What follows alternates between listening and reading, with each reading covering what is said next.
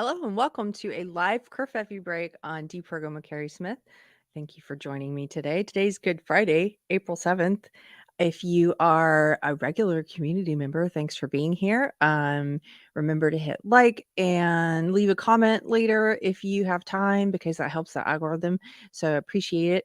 And I hope you guys are getting ready for a good Easter weekend, wherever you may be. If you're new here, this is a live show we do Mondays and Fridays. Sometimes we have guests. Lately, I've been trying to do more of them by myself and get more comfortable just talking with folks in the chat instead of always having a conversation, which I prefer. So today's another one of those days where I'm just going to talk about what's on my mind. And I figure we can do a Q&A today too. I have a couple things I want to talk about, but if you guys have questions or if there's something you want to discuss, let me know in the chat. One announcement: Friday, a week from today, April 15th. Wait, is it Friday? Hold on. This is how bad I am. Saturday, April 15th. I'm going to be hosting Minds Fest in Austin, Texas at the Vulcan Theater. And there's a great lineup of speakers. There's music, there's comedy. It's a little different than their last Minds Fest in New York because they've also got music and comedy. It's a whole day and night event. Your ticket gets you into all of it. And there's going to be a lot of great people there. As I mentioned on the panels, a lot of folks from Timcast, Ian Crossland, Luke Radowski, Daryl Davis is going to be there, Peter Boghossian, Jack Posobiec, Destiny, just a whole range of folks. And I know Jamie Kilstein is doing comedy, but there's a whole lineup. You can go to minds.com and get more info or get tickets. And if you're in Texas, I hope to see you there. And I know some of you are traveling in from out of state. It's going to be so much fun. Make sure you come and say hi to me or send me a message. So that is happening in a week. It's right around the corner. Okay. If you haven't seen it yet, last night I put out an interview with Russell from the Canadian Conservative podcast. Please go and give it a watch. It's about an hour long, especially if you're in Canada. It was really cool to talk to him just about the culture there, how it's a little different, and what it's like being conservative and gay in Canada at this time. So we talked a little about the Freedom Convoy protest and about politics there, and definitely go and give it a listen. That came out last night. This coming week, I'm very excited. I already have it in the can because Thursday I'm going to be doing some stuff. Thursday and Friday I'm going to be doing some stuff, getting ready for the Minds event. So this coming week, a week from yesterday, is an interview with Brahma Bull, who, if you are a fan of Comics Division's channel and the Yelling at Parked Cars show or Thursday Night Throwdown, you will be familiar with Brahma. He's extremely intelligent and a gentleman. I call him the elegant smoker because he has this elegant smoking jacket. Anyway, that's coming out next week. So I'm very excited about that one too. So welcome. Hope you guys are doing great. Let's see. Oh, hi. Hey, Kieran. Kieran White is here. Where did that comment go? If you guys aren't familiar with Kieran, he got to pop in on the 1-year anniversary show we had with lots of different guests. He's got a new project out for artists, and it's called Woke Screen. Go check it out. Hello, Kieran. Hope you're doing well. Okay. There's a couple things, just a few things I want to talk about, and then we can do a Q&A, or I don't know, keep it short for the holiday weekend. I have family in town, and we're having a blast, but they're currently having a blast without me. So I want to go and hang out with them after this. And then my husband has a show tonight, so it's going to be fun. Okay, here's something I wanted to show you. I talked about this a little bit with Russell because this is happening in Canada. This was this week. And there were so many funny memes that came out of this. You have to kind of laugh at the madness. You do, because it's sort of insane. I just made a joke about Batman because this looks like a bat. Doesn't this look like the Joker press conference where he's threatening Batman and saying, look at all the chaos that Batman has caused, all the craziness. Batman needs to take off his mask and turn himself into authorities if you want to restore order to Gotham City. That's sort of what this looks like to me. This is a screenshot of a press conference in Canada. And you can see here on the dais, is that what it's called? The podium. It says protect 2S LGBTQI+. They keep adding letters to it. The 2S, many people asked, what is that? That's two spirit. They've now put that in front of the L, and it just keeps getting longer. Yesterday, was it yesterday? I'm losing track of time. Yeah, yesterday, Mystery Chris and I went and flyered for the Minds event at UT Austin at the University of Texas, and there were two churches right next to campus, walking distance. And I just found it so depressing. These hollowed out cathedrals, these hollowed out buildings, churches, because they've been completely cannibalized by woke. One of the churches had 4 flags hanging out front. This is the first thing you see. 2 Black Lives Matter flags and 2 of the new LGBTQ2S plus whatever I flags. And those flags, I don't even know everything that's on there now. It was the rainbow flag with the brown and black that's been added, and the triangle and the trans colors. And then it also had a big circle on it. And we were laughing like, what's the circle? Now there's a circle on it. Okay. And it's just ridiculous. And they had these doors that were painted the colors of the rainbow, Roy G. Biv. So it was like 7 painted doors, like, red, orange, yellow, green, blue, indigo, violet. And on the doors, it said something like, there's a door for everyone at this church. And then across the street, there was a Baptist church we saw, also had a bunch of rainbow stuff out front. We're like, what's that at the Baptist church? They had painted chairs. They had 7 rainbow colored chairs, a red chair, orange chair, yellow. They had the whole rainbow in chairs, and they had a sign that said, there's a seat for everyone here. It was so funny. These 2 churches across the street from each other, like competing for the woke contingent. Like, we've got a rainbow door for you. And they're like, we've got rainbow chairs. And they're just directly across from each other. But it's pretty sad to see that. I have another video pulled up we're going to watch in a minute that Lydia from Timcast, or now from Sour Patch Lids, had tagged me in. We're going to watch that too. But first, let's watch this. So this is a press conference. This, I think, just this image just sums up the craziness that we're in now in 2023. You've got an official government in Canada. You've got the Canadian flags back there. You've got some people wearing masks. Why? And then you've got a couple of drag queens, and the one, if you're just listening, he has rainbow colored hair. It's like orange and green clown wig with theatrical makeup on, and then a black and white outfit, and really looks like some kind of Batman villain. Okay, let's watch what this is about. We will not let fear win. A world without trans people has never existed. A world without drag has never existed. And let's stop right there. Nobody says it has. This is a straw man. This is what they like to do.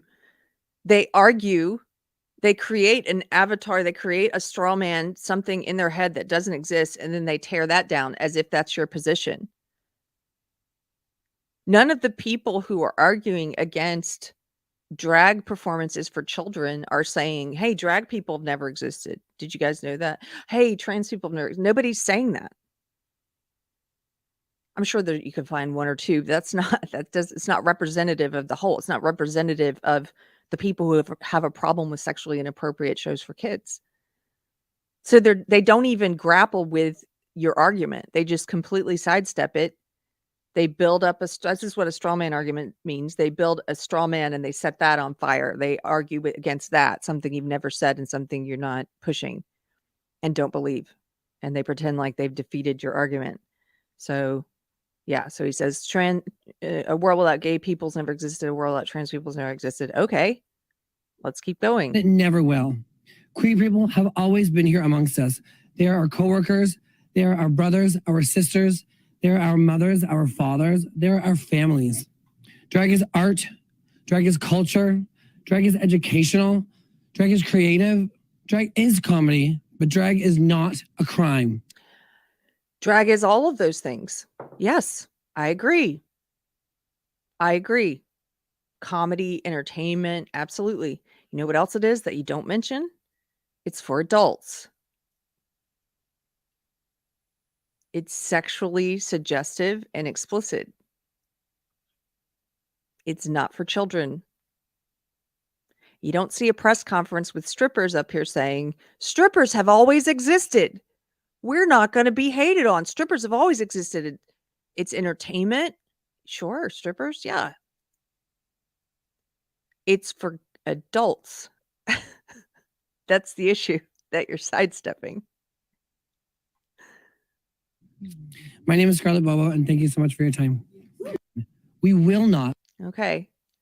So this was part of a new measure they're putting forward that Russell was saying probably won't get passed, I guess, but they're putting forward this proposal to say that people like Billboard Chris, that people who want to protest the mutilation and sterilization of kids, and people who want to protest sexually explicit performances for kids would not be legally allowed to do so within a certain distance of drag shows for kids. They want to make that illegal. They want to erode free speech rights. Your right to say, this is wrong, what's happening here. That's authoritarian. These are authoritarians. They want to use the power of government, the men with guns, to tell us what opinions we can and can't have, and what opinions we can and can't express. So that's what's going on in Canada. You guys have some funny comments. Andrew B. Trans straw men are men. Hey. Andrew, they're doing this exclusively because of Billboard Chris. Yeah. Scott Miller, they don't or won't get that it's the children part that is the issue. Yeah, I think it's that they won't get it. They know what it is people have a problem with. They know that it's about the kids, and they're going to ignore that completely on purpose, because it's easier for them to build up a straw man and burn the straw man down than it is to defend mutilating and sterilizing kids or allowing kids to attend sexually explicit performances. They can't defend that. It's not easily defensible. So they're going to defend something else that you're not even attacking.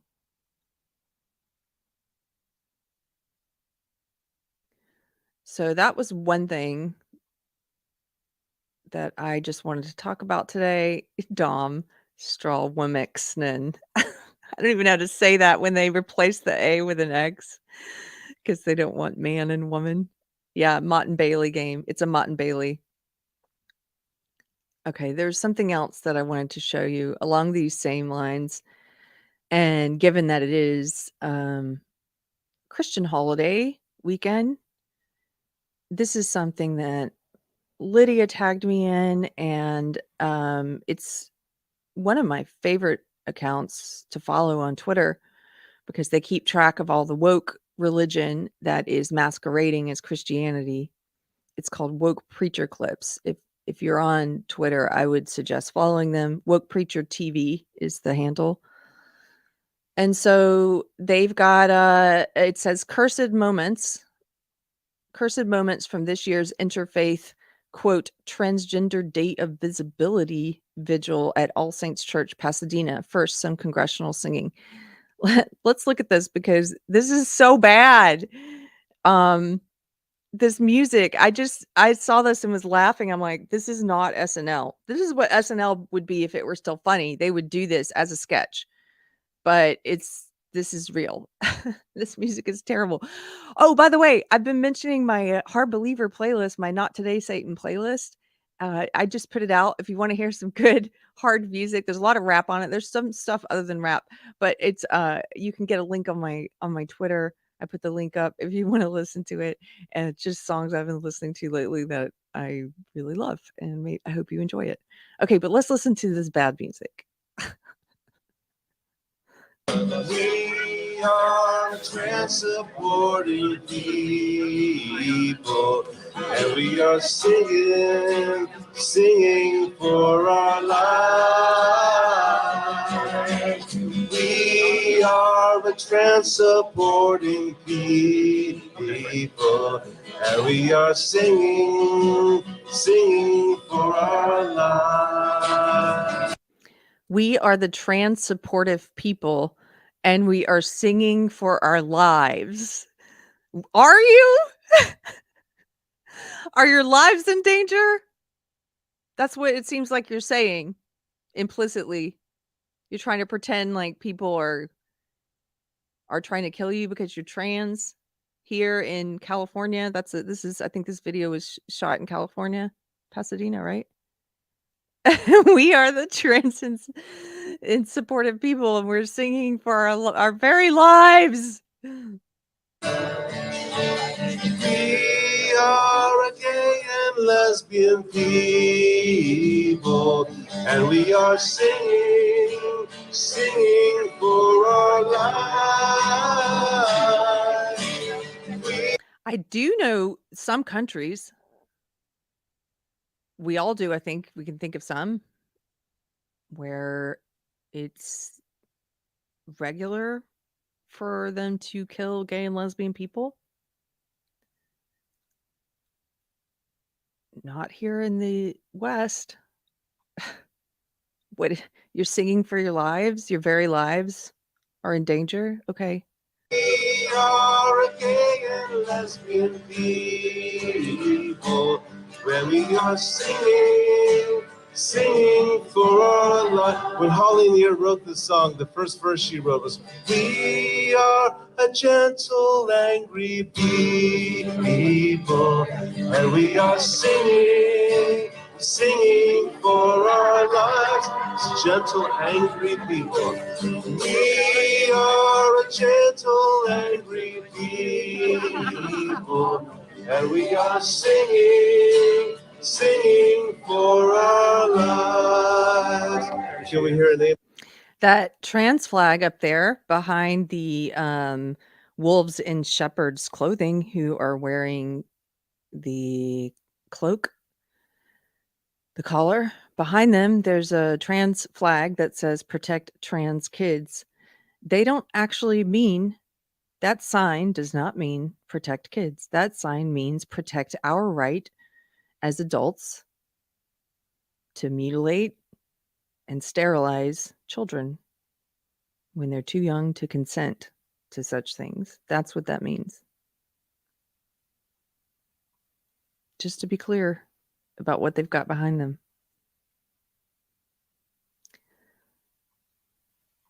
Jules, hey Jules, says, guys, I went to an open air Church of England service this morning in my neighborhood. Lady Vicar preached about how Jesus was a political activist fighting systems of power to free the oppressed. It was the most blatantly political thing I've ever heard. She even told them to do the same as Jesus and protest our UK government and to consider their own biases based on race and gender identity. That's woke infiltrating the church. Dom, they could have at least made a good song. Yeah. Yes. Yeah. Robert Lowry. Hello, Robert. He says, cowards always hide behind kids. Hide behind and use, exploit, abuse kids, predate on kids. Okay, I'm going to show just a little bit more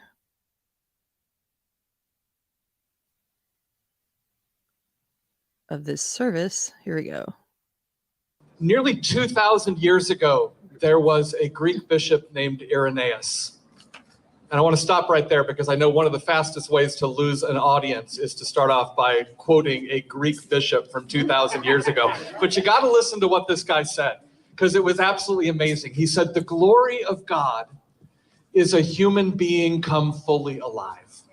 Let me say that again. The glory of God is a human being come fully alive. Now, for all the ways that we have dogmatized and weaponized theology against each other, both within the Christian faith and Look at that child standing there with a mask on. None of the adults are wearing masks.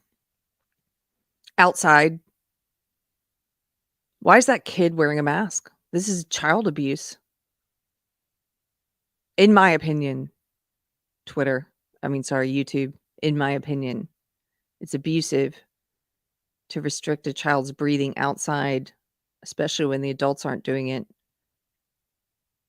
because of a virus that doesn't really affect children to the same degree as it does the elderly and those with comorbidities.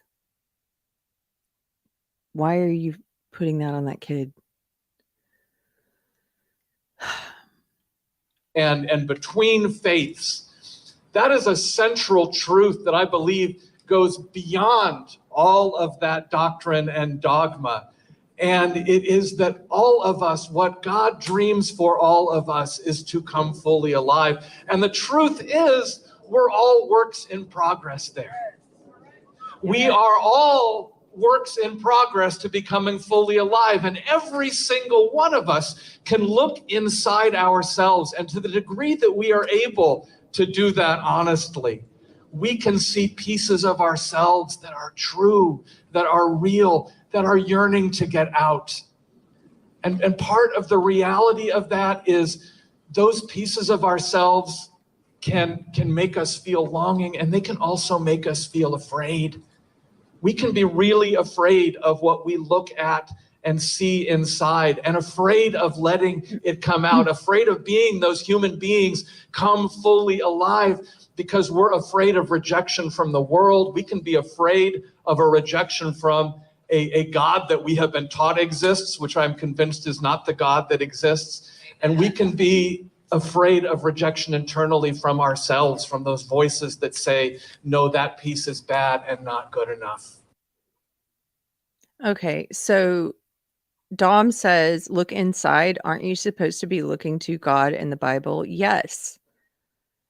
There's something about woke ideology, woke religion, which is a very identity-centered religion. It's very much a self-centered, narcissistic centered. That's what it tells you to focus on. What's my identity? Who am I? In terms of race, sex, sexuality. And I don't pray for me while I struggle to articulate this. I don't disagree with everything he's saying. I think he's twisting it to justify something evil. I don't disagree with him when he says there are parts of you that want to be expressed, but I believe it's the God part of you, the spirit part of you that you should be looking towards. That's why Dom says looking at God in the Bible. There are also parts of you, parts of us that are the flesh. You know that famous Alexander Solzhenitsyn quote, the line dividing good and evil runs down the heart of every man. We all have a capacity for good. We all have a capacity for evil. Some people talk about this who are not Christian. I think more often we'll talk about it in terms of the soul versus the ego. You can also think of it in terms of, if you're a Christian, like the spirit versus the flesh.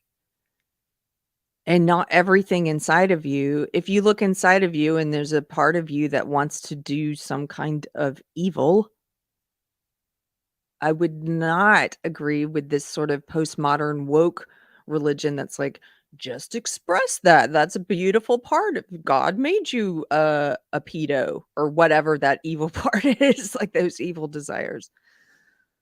That's where I would disagree with him. It's sort of like that phrase. I know Mike Harlow says this a lot, like, don't be so open-minded that your mind falls out. You know, he's not adding here that you need discernment. And that's where looking to God and the Bible comes in.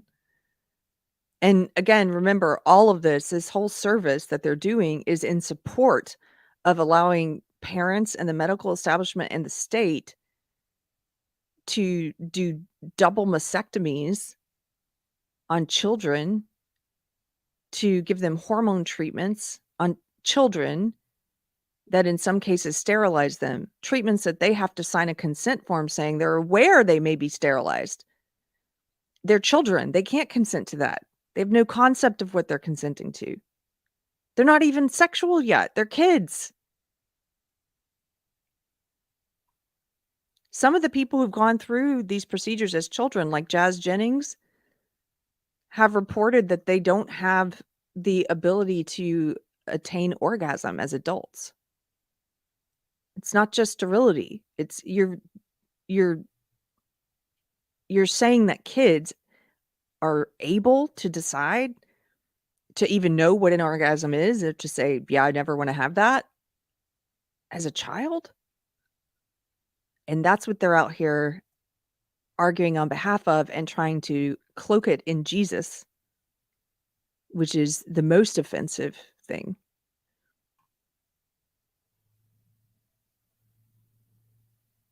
Yeah.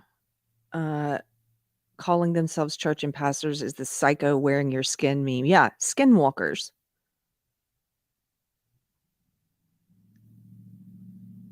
Okay.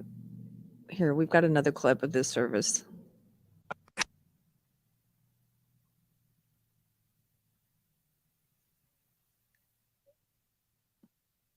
Good morning. I'm Jonathan Quinn. I'm a drag queen, trans person, spouse of a trans person, and parent of a trans child. By the way, this is something Russell and I were talking about in the interview. They've started trying to blur the lines between trans and drag queen, between trans and drag. And that's happening. I guess it's just natural. That's going to happen now at this cultural inflection point that we're in. They're traditionally two different things. I'm not saying there are no trans people who do drag, but traditionally, always, that person we watched in the press conference was saying drag's always been here, trans has always been here. Yeah, and they traditionally two different things. Trans is people who has until recently, when all these lines are getting blurred, people who experience gender dysphoria, meaning from a young age, usually historically it's been mostly men, not all, but mostly men, mostly males when they're toddlers who have extreme discomfort in their physical body, their biological sex, and want to be the other sex. It's gender dysphoria. What they used to do is they would treat these toddlers and they would find out what underlying issues there were. And in most cases, those kids would end up desisting and becoming comfortable in their body. And in some cases, they didn't. And as adults, they would decide if they were going to transition. That's what used to happen. Now, there's a huge explosion of teenage girls who are saying, I'm trans too. All of my social circle is. They're calling this late onset gender dysphoria, this new phenomenon. But trans, historically, has meant people who experience gender dysphoria, a mental disorder. Drag queens, historically, for the most part, were gay men who lived as men their whole life out in the world as men, and who put on drag, who put on a costume and makeup and a personality for performances for adults, for entertainment, comedic and sexualized performances. Drag was different. Now they're blurring these lines. I think that's interesting. And I'm afraid for my community, and I'm afraid for my family. I'm afraid of the ways that anti-trans and anti-drag legislation are going to decimate trans visibility or eliminate it entirely. Trans drag queens are often the most visible representations of trans people in local queer communities, and I fear the loss of the visibility of these symbols of joyful gender nonconformity, and especially the impact that— Wait a minute, you fear the loss of visibility of drag and transgenderism? It is so visible now that the president tweets about it, that we're doing drag performances for kids. Drag never used to be that visible. Drag used to be visible for adults. Now it's visible for kids. It's so visible now. Trans is so visible now that we've had a huge explosion in young people who are misguided, who are the targets of all this propaganda in schools and at fake woke churches like this, who are now saying, I'm trans too. It is so visible now. This is down is up, up is down. I cannot believe this guy's standing here saying, the invisibility of drag and trans these days. Am I right? Invisible? This will have on trans youth. I fear the impact that on trans drag queens and trans entertainers of all kinds whose livelihoods are being threatened. I fear for those of us trans performers for whom performance is an important ingredient to finding a life that we feel is worth living in the context of a world that's trying to make our survival impossible. I also fear that who's trying to make your survival impossible? This goes back to that stupid song they were singing about, like, we're singing for our very lives. Here in the West, no one's threatening your survival, dude. No one's threatening your life, dude. No one's telling you you can't wear a dress and present as a woman and change your name and as an adult go out and get what surgery you want or take what hormones you want. No one's telling you you can't put on a dress and do drag performances. No one. It's the kids. It's the children. Sidestepping the issue yet again.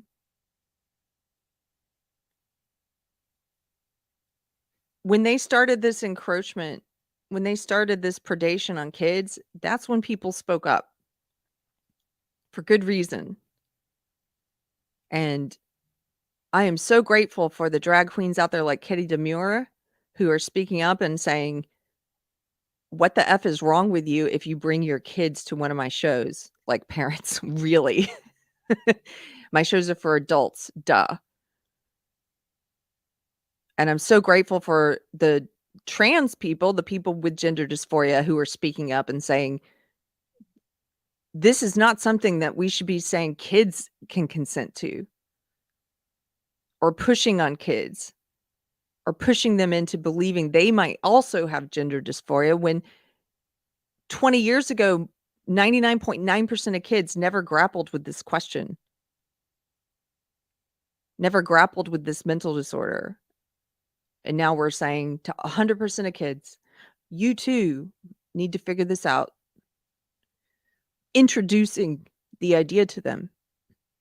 That's what people have a problem with. No one cares about your survival. No one's threatening your survival. You hysterical, hyperbolic queen, drama queen. You're a drama queen, yes. our non-trans queer siblings might succumb to the temptation to side with our oppressors for the illusion of safety and security that can sometimes provide. So he basically just said that any gender non-conforming person or trans person or drag queen who is brave enough to speak out against this ideology, like the people I just mentioned, that those people are siding with their oppressors. This is the same old woke thing they do to Black people and to women. If you have a different opinion, if you don't speak the ideology, well, you're siding with your oppressor. You're just internally homophobic or internally transphobic, or you're internally misogynist, you're internally racist, because they can't explain people. They don't know how to explain people who are fully realized individuals, which is what the preacher was talking about earlier, the other clip we just watched. Realized individuals who have individual opinions, who don't allow you and your ideology to speak for them. Those people are siding with their oppressors. Okay. I'm afraid also of the free practice of religion of trans people and how that might be affected by a lot of this anti-trans legislation.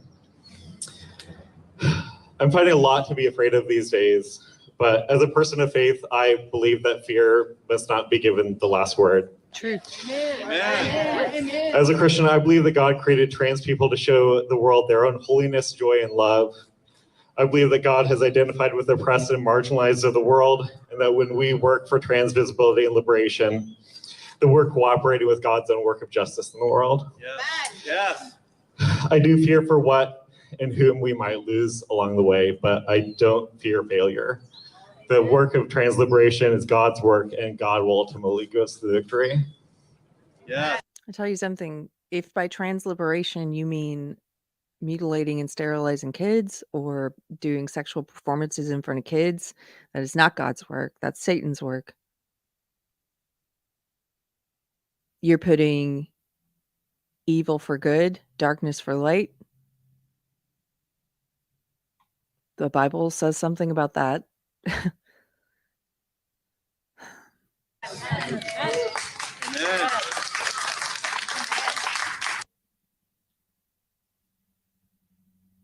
Okay.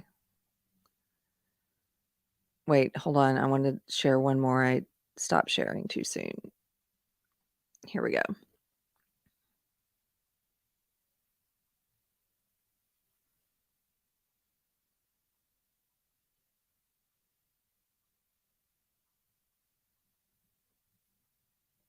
Can you guys see this? Oh. Thank you for the super chat, Andrew. $5. Thank you so much. I forgot to mention at the beginning. Yes, if you like the content we do here, the pop culture episodes on Wednesdays, the interviews, you can support the show with super chats or being a member, or we have a locals Patreon and subscribe star. So thank you so much. Andrew says, some days it's comforting to believe that hell is a real place. I think hell is a real place, but I know some atheists who also would agree with you that it's comforting to think that, to believe that. By the way, I have to say, I love the community here. I just absolutely love it. And I know I've done a few more Christian centered episodes lately, and I appreciate those people in the audience who are not believers who are willing to go there and think about these things and have conversations. And I got a message after the last after the Monday episode where I was talking about marriage and infidelity and the requirements for shepherds in the church. And I got a message from an atheist who I'll paraphrase it, but it was essentially like, I'm not a believer. I'm an atheist. I loved this episode. I was, agreeing with everything that you're saying. And so we had a little conversation, a short conversation back and forth, but I was sort of like, well, yeah, it's interesting. I know a lot of atheists who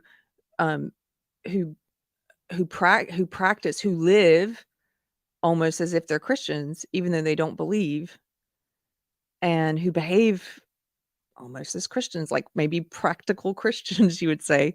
Well, they wouldn't call themselves that, but we share a lot of the same values and beliefs. And then on the flip side, I also know some self-professed Christians like these people up here who claim to believe, but behave and act practically as if they don't, in my opinion. So I always love hearing from atheists who get something out of it. And if you don't, that's okay too. You don't have to watch this one. Anyway, thank you, Patriotic Gestalt, for the $5 super chat. Thank you so much. Oh, and one more. I'll get this one before we play this next clip. Persephone Agricola. Wait, Persephone Agricola. I hope I said that right. What a beautiful face. What a beautiful smile. Thank you for the $10. She says, they truly believe they're doing God's work and that we are the evil ones. Yeah, they do. The Unitarians have been promoting this ideology for decades. I was indoctrinated by them 20 years ago. Honey, you and I probably have a lot in common. I was indoctrinated over 20 years ago, not by the Unitarians though. I do know some social justice people who were in the church for like 20 years pushing this stuff, who've now left it. I've known several. I was not in a church though. I was like agnostic, social justice for 2 decades. But quite honestly, I was agnostic, but I was very anti-Christian. But yeah, I think the Unitarians they're just giving they're pushing the same thing the culture is. They're pushing the woke belief system. They're just doing it behind this facade. But they're offering you nothing different. They're offering us nothing different than the culture is offering us. Whatever ideology is in vogue. I think it's just as wrongheaded as the prosperity gospel. It's just a bad interpretation of the word. But welcome. Good to see you, and thank you for the super chat. Okay, we're gonna play this one too. It's a lot of pink. Nothing wrong with pink. There's just a lot of it in this service. Okay, let's hear it.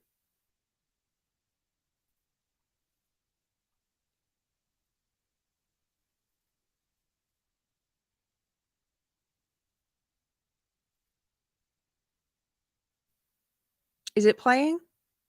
Oh, I have the wrong screen pulled up. Okay, hold on. Let me try this again. Sorry. I was listening to it and no one else was.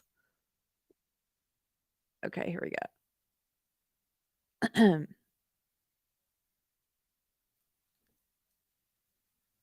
But I wanted to talk about the bans on gender affirming care for minors. We have a 9-year-old trans child who right now doesn't need anything medically. We affirm their. Okay, let's just look at this.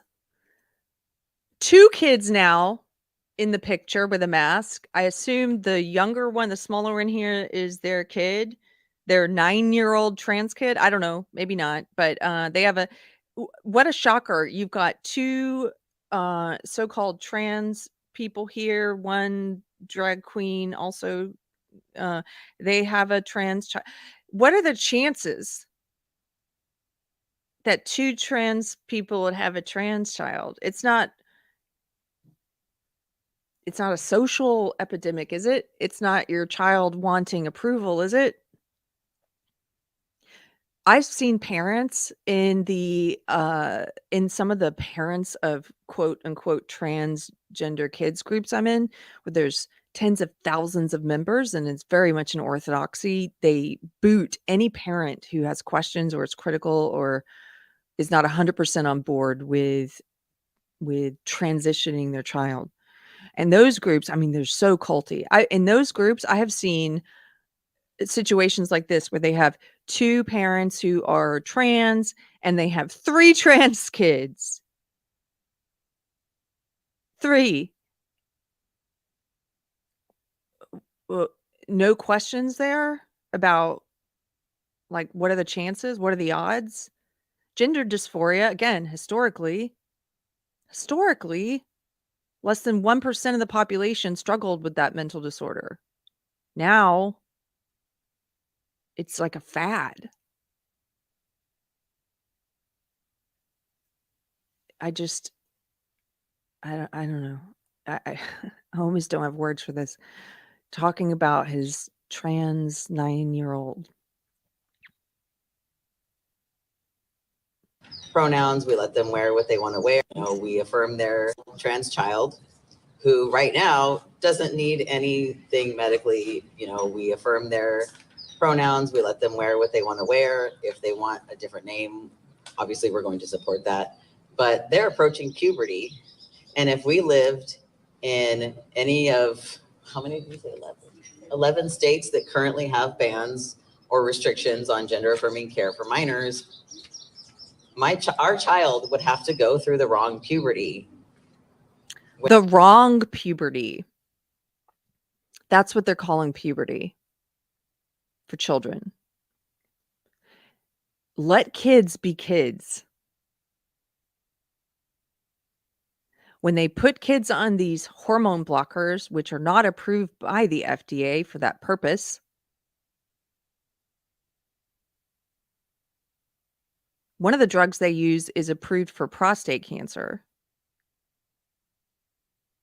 You're putting kids on drugs that they have to sign a consent form for. I've seen the consent forms. You can go look them up, where they say a child says, yes, I'm aware and I consent to the fact that this may cause these problems for me, one of them being sterilization.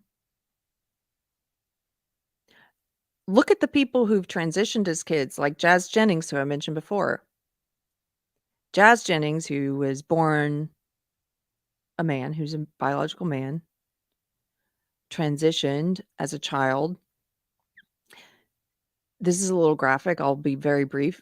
Jazz, first of all, when Jazz was old enough to try and get a fake, what they call a neo-vagina, a fake vagina, because he had not gone through puberty, did not have enough material there, the growth of the penis was stunted.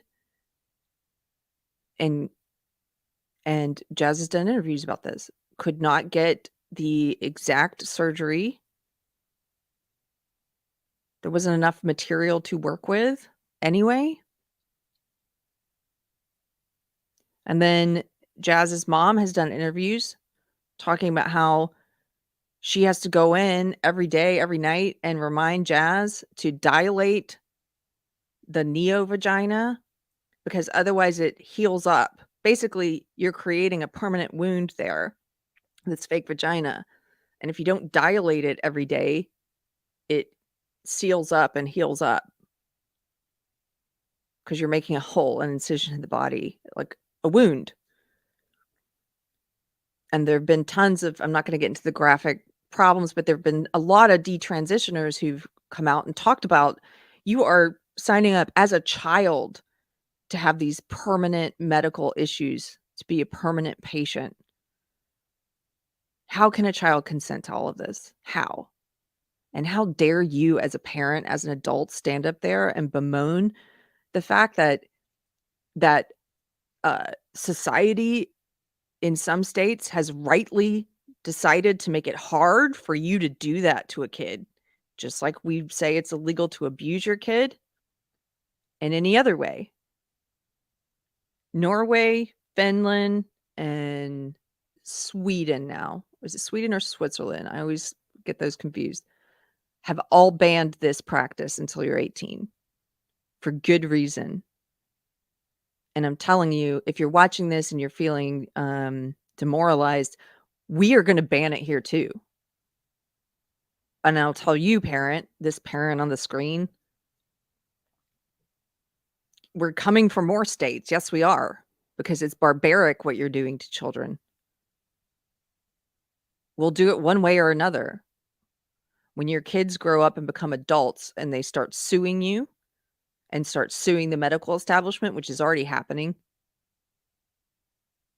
If we have to do it that way, we'll do it that way. But we're going to win on this issue because what you're doing is evil. When puberty blockers, even if the thing that I don't understand is people who want to ban this care, they act like puberty blockers are harmful, and they say that kids this age, they don't. Puberty blockers are harmful. Okay, this person, they repeat this lie all the time. They say it's like turning on and off a switch. Thank goodness for some of the medical workers who've been coming out, these whistleblowers who've spent their lives working in quote unquote Orwellian gender affirming care for kids, who are now saying, this is awful, what I've seen, what I've been a part of. One of these people we featured on the show, she is a self-described leftist queer woman married to a trans man, so married to a biological woman whose transition, lives as a man. They have a hard time attacking these people, but they do. They say, oh, internally transphobic, internally, homophobic, what have you. But thank goodness for these whistleblowers who are starting to come out and say there's something wrong here. And they're repeating lies that like, hey, puberty blockers have no lasting effects. The puberty blockers are not even approved by the FDA for the purpose you're using them for on children. You're using children as your own child as a guinea pig. Don't know any better. I knew when I was probably 5 or younger and repressing my identity for like 25 years, that didn't do any good for me. if I can save my child from having to go through that, what greater gift could we give to our children than affirming their identities and being supportive? Affirming your child is not abusing your child. It's not. Up is down, down is up. That's what you're hearing here. A couple of comments from the chat. Andrew says they worship the current thing. Yes. They go where the culture goes. Aaron Williams, it's amazing how they just make up facts. Yeah. And just repeat them. And then people in that world, in that echo chamber, they hear those things and they just repeat them, and they don't actually look up the studies. They don't look up the facts. They just say it. They just trust it because it's coming from their group. I used to be like that. I would just repeat things that I heard that I believed because I trusted, be it the media I was listening to or the activists or the friends in my circle. I trusted them and I would just say it, believing it without ever having done the work to hold that opinion or to know if it was true.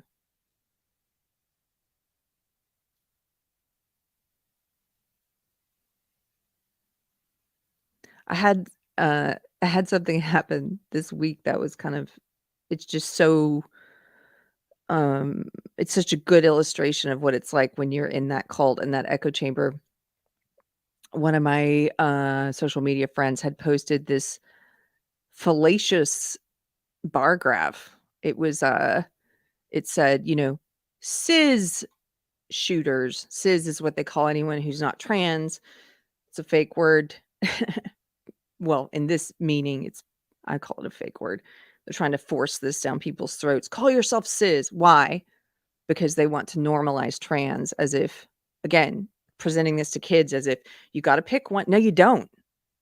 No, you don't. 99.9% of kids never had to grapple with this. So no, 99.9% of the population is not going to start calling themselves cis.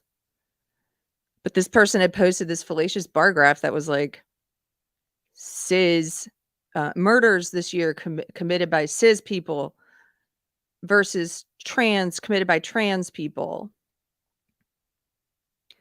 And I could tell immediately they hadn't given any thought to the thing they were sharing because, first of all, they were comparing the bar and they had a huge bar graph like, look at all these murders committed by cis people this year. It was like huge.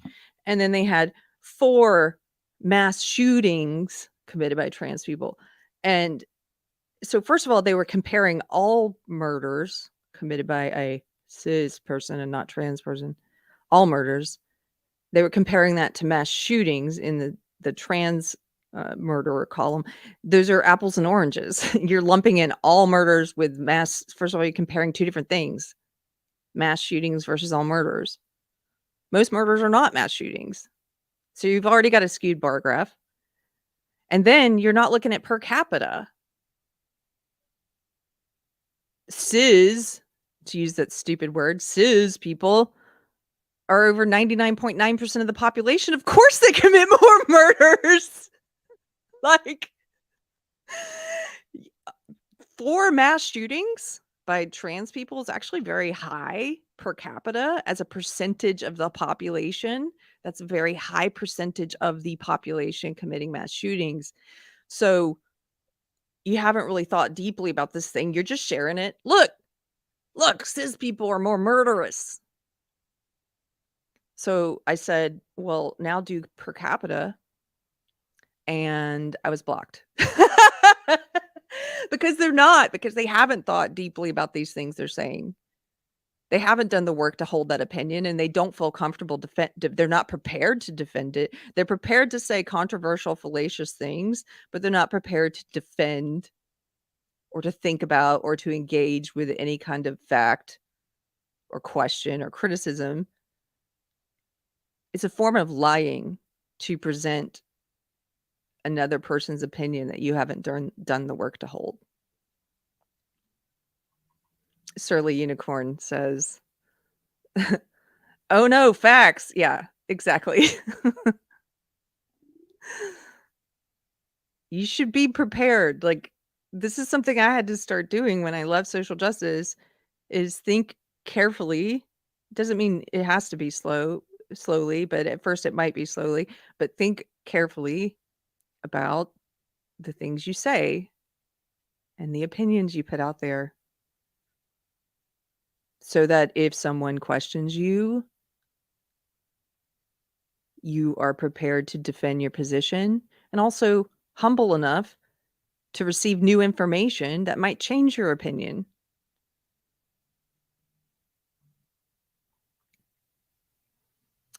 Thank you for Persephone again. I hope I'm not going to try the last name because I'll say it, Agricola. I don't know if that's right. Thank you for the $2 super chat. She says, and I'm a former reverend turned atheist and I love you. Oh my gosh. Well, I love you. Oh, so you're an atheist now. Okay. Well, cool. It's okay. We have atheists in the audience. I appreciate you guys because you tolerate me I mean, I lean, especially this weekend, it's Easter weekend, I don't know. And what's this kind of stuff that's been on my mind lately of leaning more towards talking about faith, I guess a little bit. And poor Pirate Tomsky, one of my atheist mods, he tolerates it. So I appreciate you. Okay. KF, $5 super chat. Thank you for supporting the channel. I left the Methodist Church for the same reasons around 20 years ago. Cheers and happy Good Friday.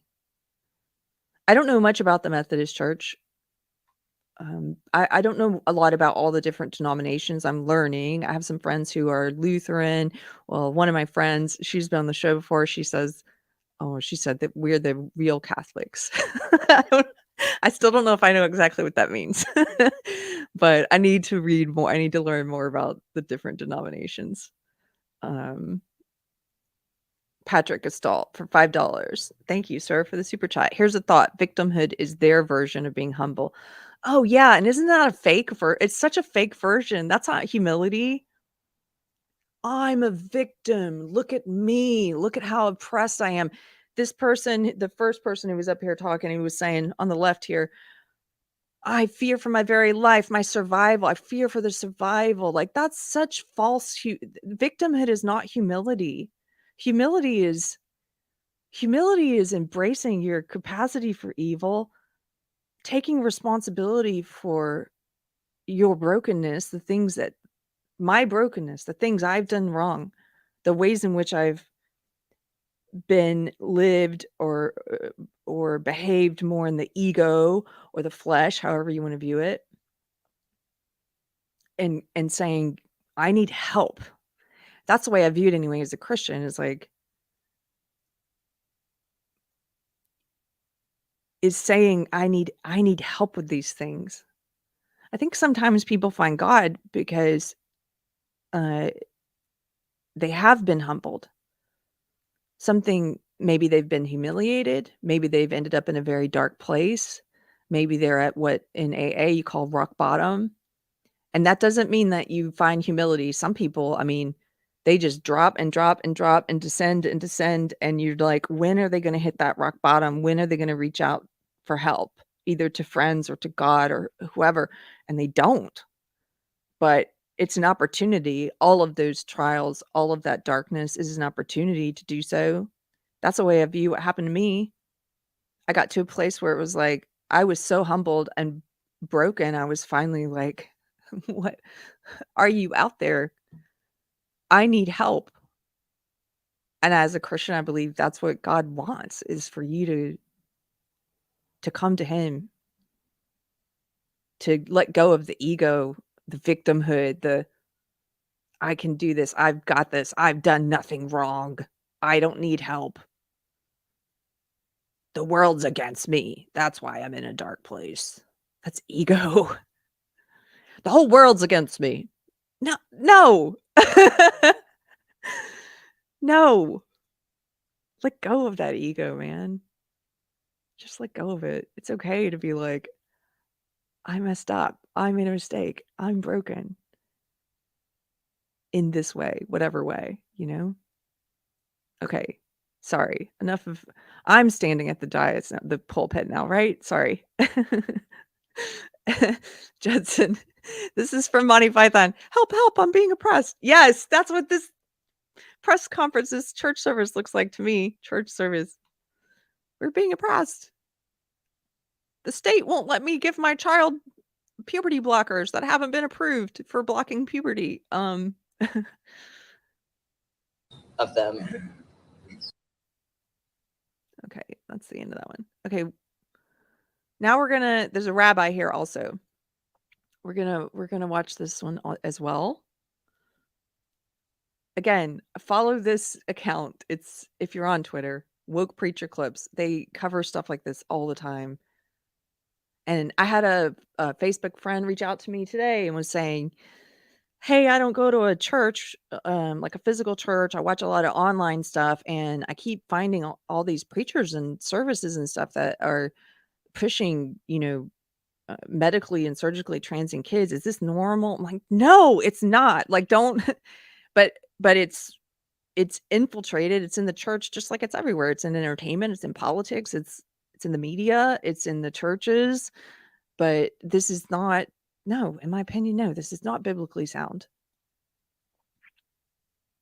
Next week, my family is here today, my children, and millions of Jewish families. Okay, so those are her masked kids. That's who those kids are.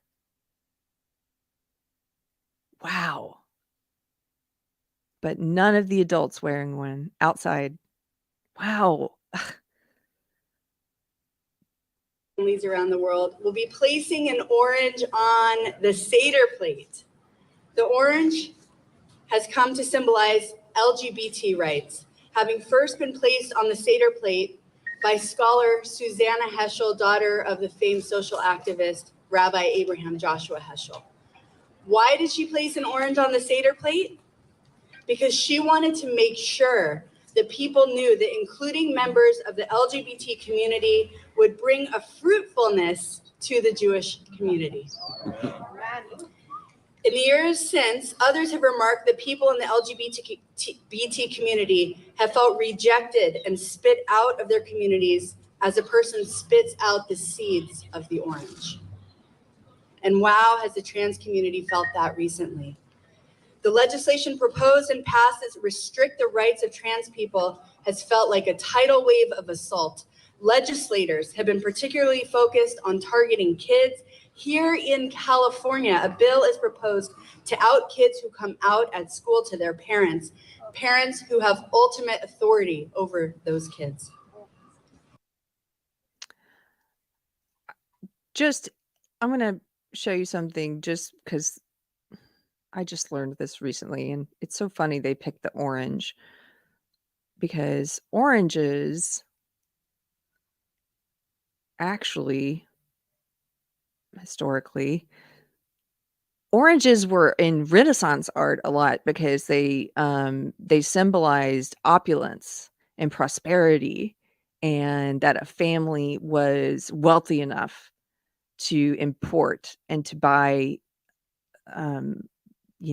this fruit. So you would see a lot of paintings from Renaissance times. I just learned that, so I thought it was interesting. You would see them with especially if they did like a self-portrait of a family, which itself was sort of a way to show off, because you would have this famous painter come and do a portrait of you and your spouse maybe and your dog, and they would put certain things in the painting to show how wealthy you were. Furs, a little dog on a cushion maybe, and oranges. They would have oranges there to be like, look at all of my wealth. That doesn't have anything to do with what she's saying. I just thought it was funny that they're like, oranges stand for gay people. No, they stand for prosperity and wealth. But yeah, look that up. You can find, and then go back and look through some of these paintings and look how many oranges you'll see. It's kind of, I don't know. I thought it was interesting. Oh, look, that's so funny. Maurizio Manini. What a great name. Maurizio Manini. He says, that explains the Donald. The orange. Orange man red.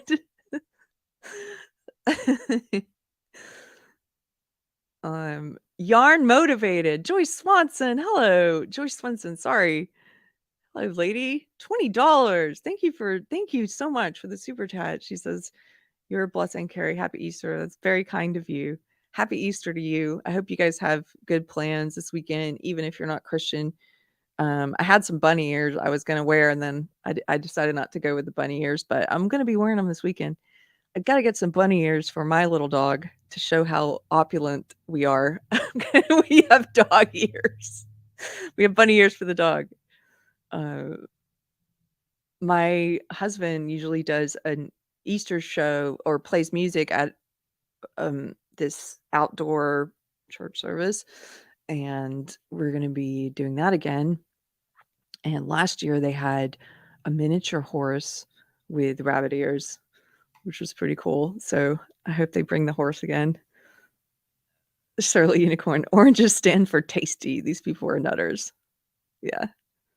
Rib Rascal. I gather lemons and grapefruit from local trees. I'm blessed with riches. You are. That's something my pastor said once in a sermon that I really, it was right on. And I've thought about it a lot since then. He was like, we live like kings. Like, really, with all of this faux victimhood, like in this church service we just watched, and all of this, I'm oppressed, I'm fighting for my very survival. Are you? You have indoor plumbing. You don't have to go out and shoot your dinner. You don't even have to grow it yourself. You can go into a room and use a toilet and flush it, and it works. You've got running water. You've got heat and air. I'm being forced to appreciate all these things in a new way because we're renovating this old house. And so for a while we didn't have a bathroom here for 5 months. It sounds like a first world it was a first world problem because I'm living the first world. I was used to having a bathroom. To then get a shower, you're like, oh, we do live like kings. The majority of humans on earth, if you look at human history and all time periods and all cultures and all countries, like, we are living in a time where the average person lives like royalty used to live. We have oranges, okay? Oranges were so rare, they would put them in their paintings to show how rich they were. We're like, oranges, pff, like, we don't even appreciate them. We are blessed. Yes, Rib. You gather lemons and grapefruit from your local trees. Look how blessed you are. We have so many daily blessings. Yes, I try to have a moment of gratitude with every hot shower. Right on.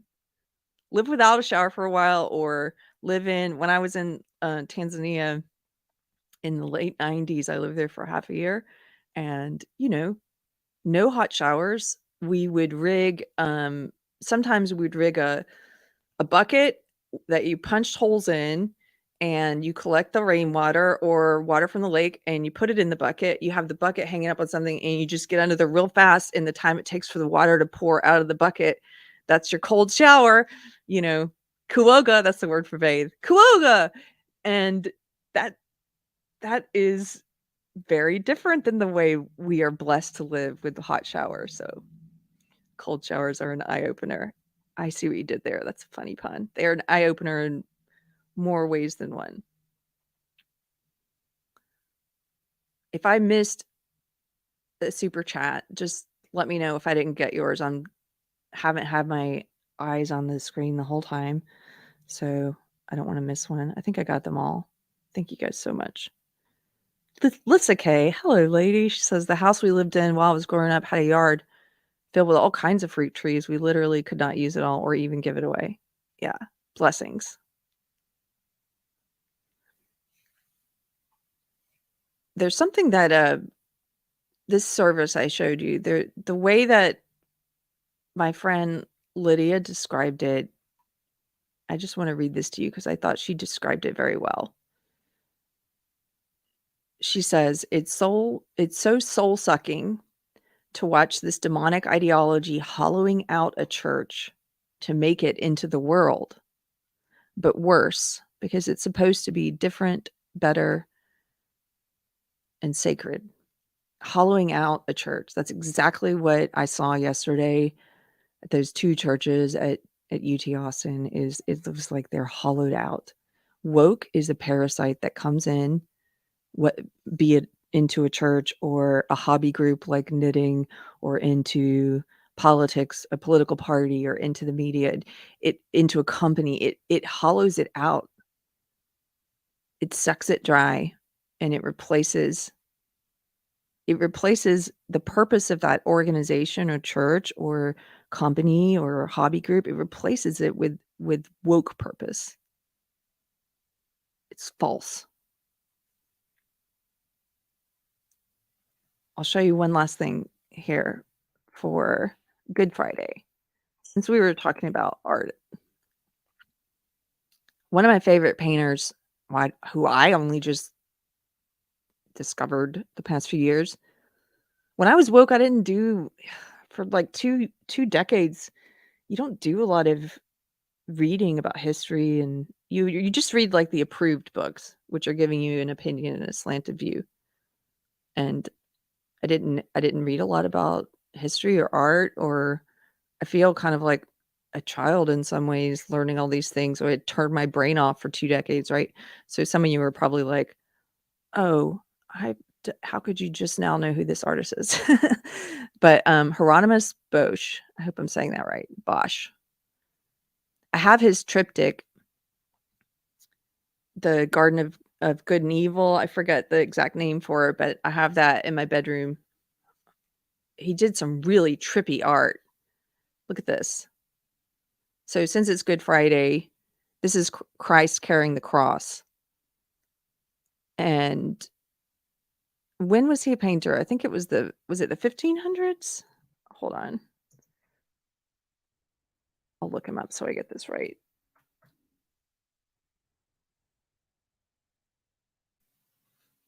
Somebody in the chat's probably already told me.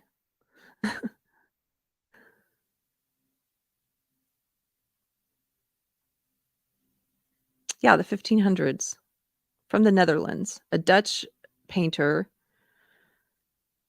He died in 1516. Anyway, I just think it's incredible because his artwork is so trippy, and I guess because of false ideas, like prejudices we have against ancient peoples or older peoples.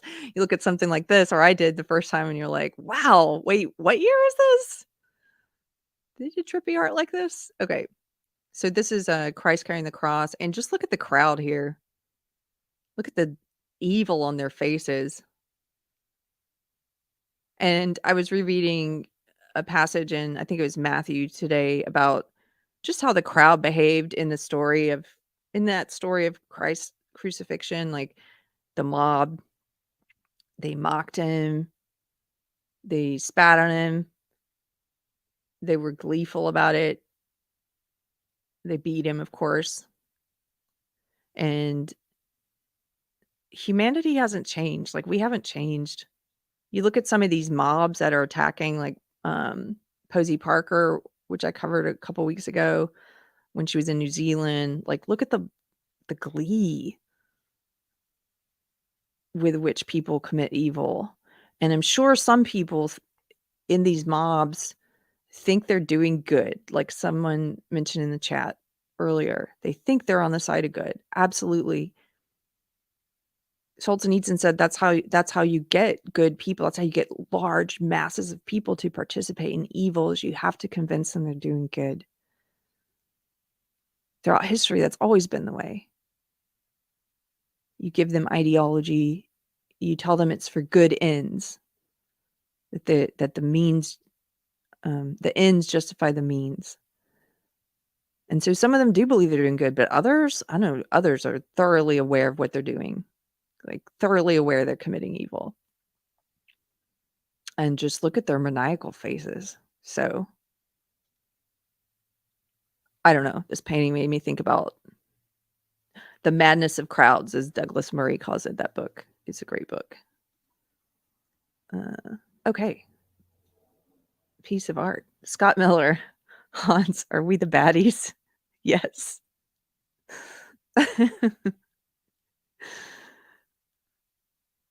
Okay, guys, we've only done an hour, 20-minute show today. That's fine. Hanging out with you guys. I might wrap it up soon because, like I said, I've got family here to celebrate Easter, and I might go hang out with them. But if you have any questions, let me know. Have you seen Salvador Dali's Last Supper from Mark? I don't know if I have. Here, I'll look that up before you go. I'll know when I see it, if I've seen it.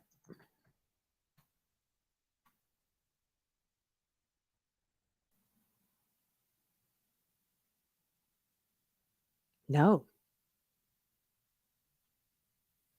I don't think I've ever seen this. Should we put it on the screen? Here, let's do it.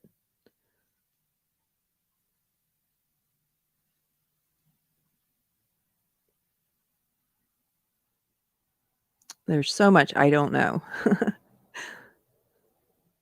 Here we go. So that's it. Salvador Dali's The Sacrament of the Last Supper, 1955.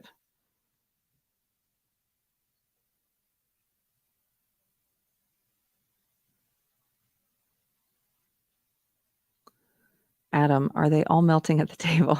Well,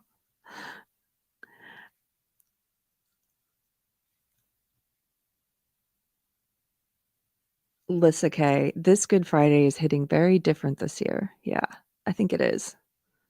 Johnny, hey, Johnny says Dolly is my favorite artist. Do you think Hieronymus Bosch influenced him at all? Probably. Marby Dog, Dolly was a nonce. Okay, got all takes all opinions.